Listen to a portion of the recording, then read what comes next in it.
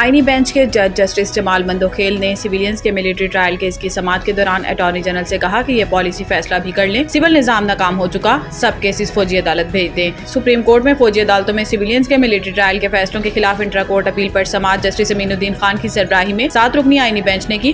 دوران سماعت attorney general مسرور عثمان ایوان نے دلائل دیتے ہوئے کہا کہ میں نے 3 نکات پر دلائل دینے ہیں۔ 9 مئی کے واقعات پر وزارت دفاع کے وکیل خواجہ حارث بھی دلائل دے چکے ہیں، میں بھی اس معاملے پر کچھ تفصیل عدالت کے سامنے رکھوں گا۔ میرے دلائل کا دوسرا حصہ مرکزی کیس کی سماعت کے دوران کروائی جانے والی یقین دہانیوں پر ہوگا۔ اٹارنی جنرل نے کہا کہ دلائل کا تیسرا نقطہ اپیل کے حق سے متعلق ہوگا۔ ملٹری ٹرائل کا سامنا کرنے والوں کو اپیل کا حق دینے کا معاملہ پالیسی میٹر ہے، اس پر ہدایات لے کر ہی گزارشات عدالت کے سامنے رکھ سکتا ہوں۔ پہلے سندھ کینال کا معاملہ زیر بحث رہا، اب بھارت نے جو کچھ کیا اس پر سب کی توجہ ہے۔ آج عالمی عدالت انصاف روانگی تھی لیکن منسوخ کر دی۔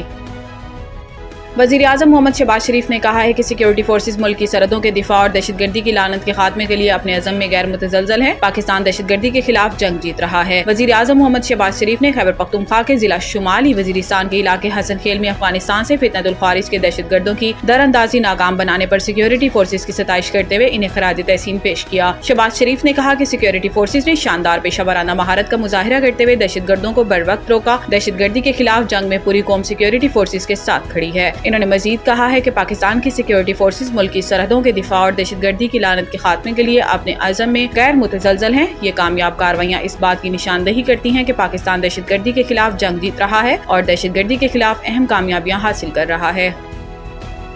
چین نے انسداد دہشت گردی کے موقف پر پاکستان کی حمایت کا اعلان کر دیا۔ چینی وزیر خارجہ وانگ ای نے نائب وزیر اعظم و وزیر خارجہ اسحاق ڈار سے ٹیلی فونک رابطہ کیا۔ اسحاق ڈار نے پاک بھارت حالیہ کشیدگی پر چینی ہم منصب کو بریفنگ دی۔ چین کی جانب سے پاکستان کی طرف سے پہلگام واقعے کی شفاف تحقیقات کے مطالبے کا خیر مقدم کیا گیا۔ اس موقع پر اسحاق ڈار نے کہا ہے کہ پاکستان دہشت گردی کے خلاف پرعزم ہے اور خطے میں کشیدگی کا خواہاں ہے نہیں۔ پاکستان معاملے کو سنجیدگی اور ذمہ داری سے سنبھالنے کا ارادہ رکھتا ہے۔ اس موقع پر چینی وزیر خارجہ وانگ ای کا کہنا تھا کہ چین خطے کی صورتحال کا باریک بینی سے جائزہ لے رہا ہے۔